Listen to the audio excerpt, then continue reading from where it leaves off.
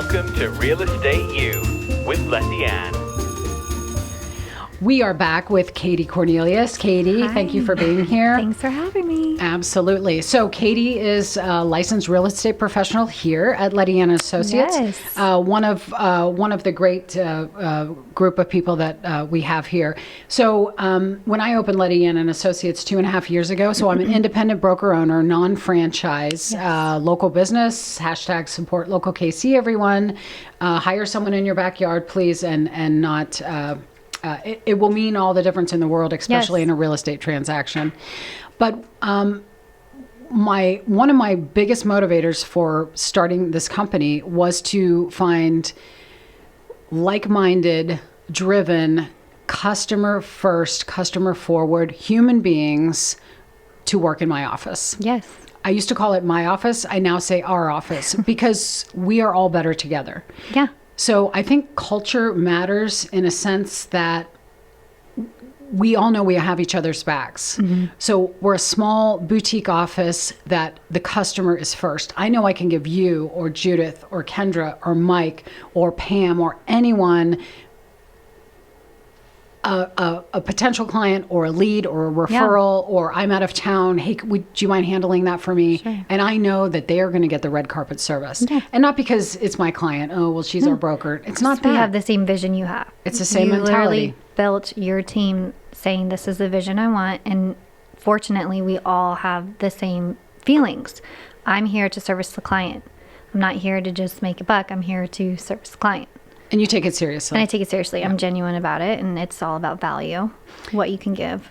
Absolutely. So I can't believe she said that because that's my speech this entire, it's not a speech, but Sure. We need to take this business back. Yeah. I think I would really love for other realtors to up their game so we're not getting such a bad rap from the consumers. I agree. And obviously that's why I got into the business. Yes, as we talked about in our first episode. So many more people need to have someone on their side, and someone needs to get into this business and to help people. Have a better experience. And have a better experience, yeah. Right.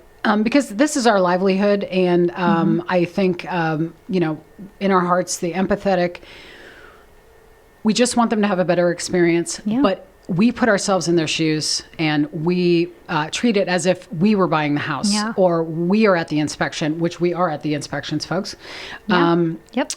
So I'm feeling, Katie, that, again, over 11,000 licensed persons here in the Kansas City metro area. And there's several big box, non-local, and that's neither here nor there. There are some large, they're not local, but some large companies in our area that simply take any licensee that comes aboard. Mm-hmm. Well, think of that licensee. What if they're a year and a half in the business, never really been mentored, don't really know which direction to go, how to fill out a contract? Now, granted, I know there are some people in the office to help with the paperwork or the transaction and all of that. But when it comes to boots on the ground and they're like, oh my, I have a buyer consultation today. What do I do? I need to talk to my coach. Yeah. To get a little bit here. I think that's why our team likes it so much is we have mentorship. There's other people who've been in the business and have experience to where they can coach us through it to where we're just as good. We are doing the same things and we're not in the dark over here. But also, having the same value, like you said, and like-mindedness, that's huge in this business because, like you said, the stigma that bad realtors have. And so we're changing that. Our team, I believe your team's changing that. I believe you hire people because you have a vision and you have a brand and you want people to represent that brand. And I think that's great. And I love it. That's why I'm here. Thank you. So it's so funny because I'm always like, if I do a Facebook Live or I'm somewhere, some realtor won't shake my hand, I'm just floored. I'm standing there like, are you a human? Yeah. Like if we go to the same church, I might strangle you if I saw you. Because why wouldn't you shake my hand? Just because I said, I'm a realtor. I'm a licensed real estate professional as well. And they're like, anyway, don't go there. So it's not about the competition. Look at me. Mm-hmm. I just had a light bulb moment, Andy. I'm putting out the message of, I'm starting to yell, we are going to take this business back, meaning those who are serious about helping others as real estate professionals. And there's tons of them in the city. There's plenty of people even clients who I've like, oh, do you know so-and-so? I'm like, yeah, great realtor. Yes. Knows what they're doing. I've worked with them. And that's part of this business is, there's something to be said about playing nice in the sandbox with other realtors because you're going to have a deal with them. And, if you have connections and friends, it also can help out your clients in a business transaction. You never know.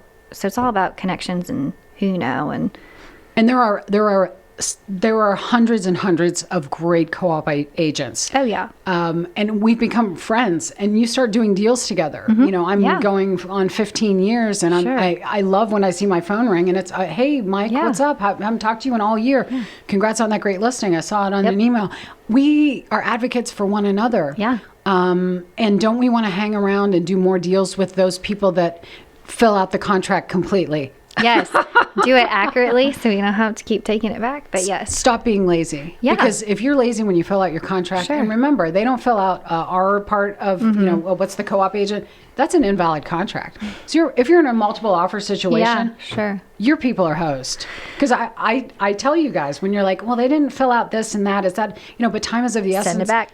I say, you guys got to send it back. And they're like, no, but my seller, we're waiting. I'm like, it's not, you cannot write on there because the buyer's already signed it. Yep.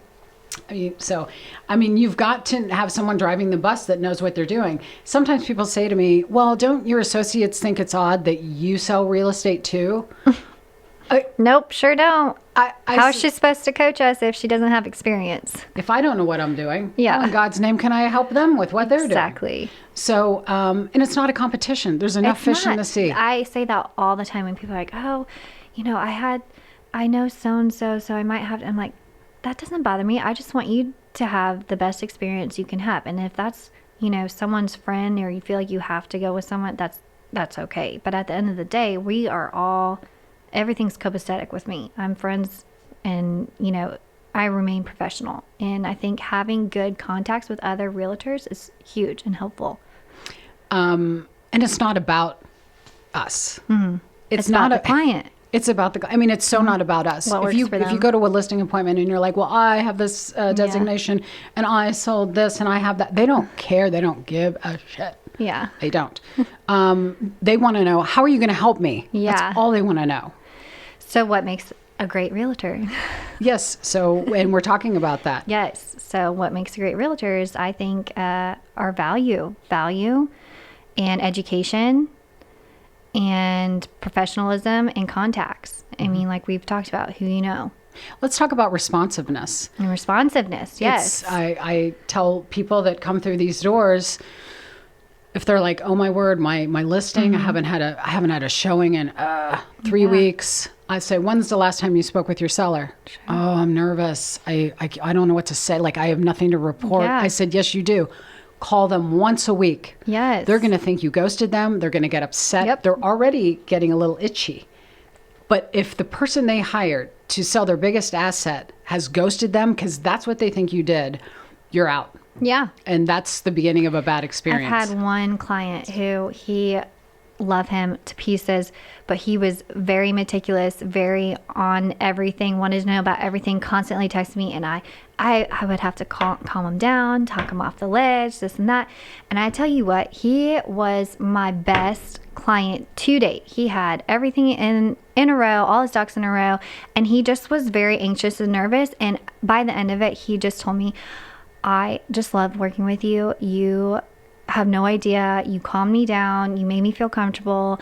And this has just been the best experience that I've had compared to what I had before. And that is why I do this. This is why we do this. I might cry like right now. I mean, I know that sounds like really it's so dramatic. True, though. But it's so true. That's worth $1 million when somebody says that. Yep. I'll quickly tell Andy, how much time do we have? We're at about 10 minutes. Okay, so something that just warmed. Yeah. Just. Okay, don't start me. I got kids now and all that. Oh boy, parent-teacher conference soon, so we got to don't mess up your makeup. So, I have this would be a client I had previously, and now they're ready to sell the home I sold to them. Oh, awesome. So, they have some kid things and whatever, because life is the reason for our timing sometimes. Yes. So, I sent the stager over. We've got their advice for getting things ready. They ended up, at the end of the day, so we're getting ready to list, and there's some things going on, behind the scenes, because there always is. Yeah, There's sure. life changes and life happens and things like that. He called, and we've been talking for a month, and they've been getting their house ready, and it's very emotional. He said, I might have someone, Lettiann, interested in my home. I told somebody at work, and they've always loved this community. And he was talking like you could feel him backing up, like him hating to tell me this. Yeah. I said, let's make up his name as Bob.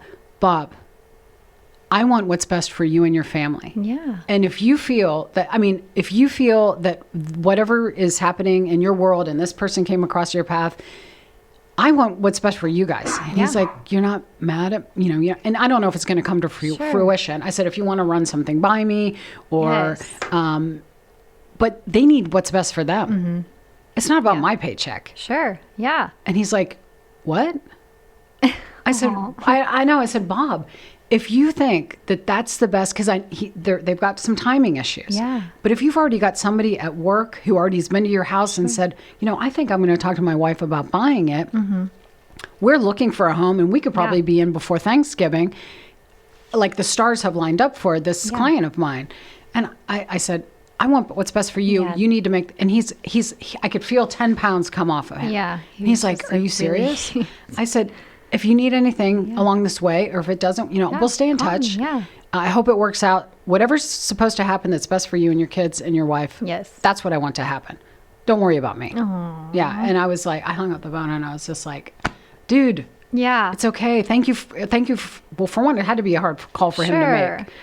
So. Well, we're not pushy people either, though, and we're genuine. I think that shows that you're genuine. I mean, I've had situations where I've turned down a listing because I've gone in, actually a couple of mine, who live close by, who ended up listing with me later down the road because they were thinking they wanted to move. They wanted to list it at a certain price. And I said, this is what the market's depicting. And I did my price trend analysis, being previous in tax and being she's a big numbers gal. I'm a big numbers guru. And so I graphed the market to depict the price and show them that it was not what they were wanting. And I said, I don't take listings just to take listings. It's going to waste my time to list this at that price because it's just going to sit and it's not going to sell. And then you're going to be disappointed and think that I don't know what I'm doing.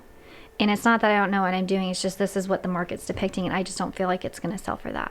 And he was so happy with my honesty. I mean, he was just could not believe it. And I'm thinking, well, why would anybody do that? That's a waste of my time and your time. And I hope no one tells you, oh yeah, I could sell it for this. Because if that's the case, then I would love to know if they end up selling it for that. And sure enough, they decided it wasn't the right time to list at all. And I said, I understand the situation. Just be in touch if you ever, want to do that. And, I'd follow up with them every now and then. Hey, I was thinking about you. I was in your neighborhood, seeing how you guys are doing. They had a daughter that went to sign, and I did too. And so I was like, how's your daughter doing? And sure enough, it took a year, but a year later, he was like, we're ready to go now. And I was like, well, this is the new price that I'm thinking. And he just was like, okay, we trust you. We believe you. And I sold it for more than what I listed it for, fortunately, because the market was really hot then. So they just picked a really great market to come back into. And he was just so thankful for all of it. And that's why we do this. I mean, it pays off. Not, if you're honest from the get-go, you don't just take listing to take listing. You make sure and we know it's accurate. That people do take listings just because, I need a listing. Well, I'll talk them down later. I can talk them down later. And then your seller's going to be disappointed in you and feel like you're not doing your job. I don't ever want to feel like that. I want them to be so happy at the end of it and so thankful and saying, wow, she really knew what she was doing. Right. I've had those same conversations. They need the first number to be a 5, and I'll show them all the facts and data that say, and they're looking at it on the screen here, and they'll look at it, and they're I could see that, they're seeing the facts. I'm not telling them, well, you're never going to get that. No, you're going, hey, They're going, oh I my. laid it out for you. But they said, we have to get that. And I said, Well, then it's not the right time. I said, I'm sorry. They're like, you mean you're not going to list my property? I said, I'm so sorry. I really value my time and my marketing money and all of that. And I said, I caution you, because if you're interviewing other real estate people, real estate, so I don't always use professionals. the word. No, I don't use the word professionals all the time. Yeah, licensed persons. Always, I said, someone is going to come along and say, I'll list it for $520. Yep. Someone's going to tell you they can, And they were like, okay, thank you. Yeah. They listed it for $520. It was on the market for 6 months. It never sold. They still live there. Yep. And I know at the end of the day that they appreciate they couldn't believe I didn't want to take a listing, Andy. Yeah.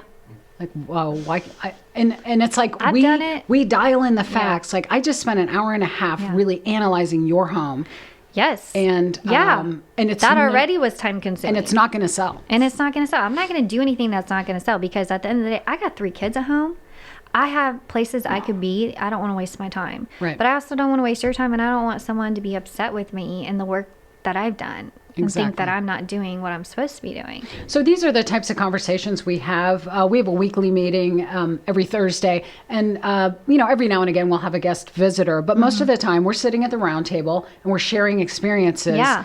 Which I love. Which we learn from. We learn from each other. Oh, this happened. Come up with new ideas, new marketing strategies. Yeah. And it's really great to have you guys here, because I know you got my back and I most certainly have yours.